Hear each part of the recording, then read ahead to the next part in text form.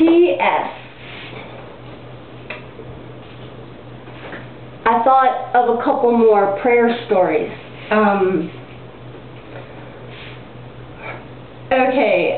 There's this woman also in recovery, and she did not approve of my lifestyle, right? And we were trying to become friends, but I knew the odds were against us because of, well, her mentality, basically. But she didn't approve of my lifestyle. So what she said was she's going to pray for me. And I responded by saying, hey now, don't go to fucking things up for me, right? And she just looked bewildered and said, well, I'm only going to pray for good things. And I'm thinking, like, it just went right over her head, right? As if she took it serious. I thought she was going to have a talk with God and ask for some special request and how she thought I should live my life. And by the way, this woman ended up being very self-centered. She also ended up relapsing and got herself knocked up and is now just a single mom with no man anywhere to be in sight. And I just think back to like that look on her face when I told her don't go to fucking things up for me. Right, like she was taking it serious. The person I know with the longest sobriety has close to pushing 60 years, but it's a man named Art who I saw years ago collect a 55-year medallion, and he's 90 years old. He said he believes in no supernatural powers whatsoever.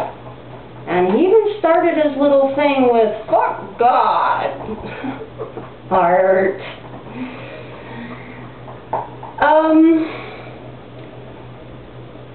I think back to religious fanatics, and there was this woman who was crying to me about her son, you know, and he's just pretty much an ongoing drug addict and a drain on the family, a permanent sponge, that type of thing. And the family's the worst enablers ever. But they're religious, like very, very, very religious. And very, very dysfunctional and fucked up. But she was crying to me saying, I pray and I pray for God to help my boy, but he's not listening. And I'm like, well, God doesn't give a shit, but really he doesn't exist, and that's why he's not listening.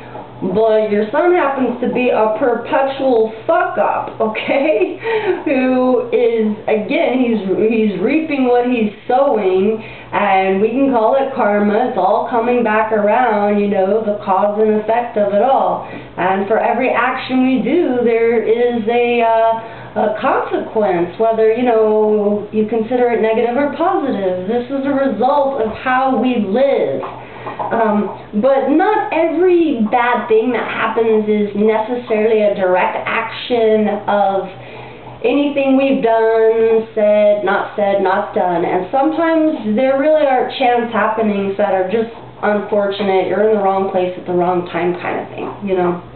So to try to attribute every little thing for an act of God or, ooh, karma caught up with you, you know, it's just like, please be realistic, people. There's very simple, logical, reasonable explanations for these things, you know. And then what about when people, they say, we had a baby, we had twins, it's a miracle. I'm like, you went to the fertility clinic. Twins are common. And if it weren't for the lab, you wouldn't be having your baby. It's not a miracle, it's fucking science and medicine. You know, yeah, and then people who say that, oh, you know, it's a miracle, and I finally met someone, or I got a job, and they will attribute the most menial, everyday, regular things that are bound to happen to anyone at some point in time or another, and they attribute it to the work of of God, like divine intervention, you know? I don't know, it just like cracks me up. Okay, so prayer, I believe, is nothing more than wishful thinking. It's also very self-deluded to think you have some sort of special power over other people's lives and God's going to consider doing your will instead of His, as if it's a Him. And try on preventative prayer for size, and let's take a look at how well that works, you know? And again, the power of belief and the placebo effect can go a long, long way. But, you know, even that goes so far, you know, only so far. Okay, so thanks for watching my video. Feel free to comment, of course. Send in your hate.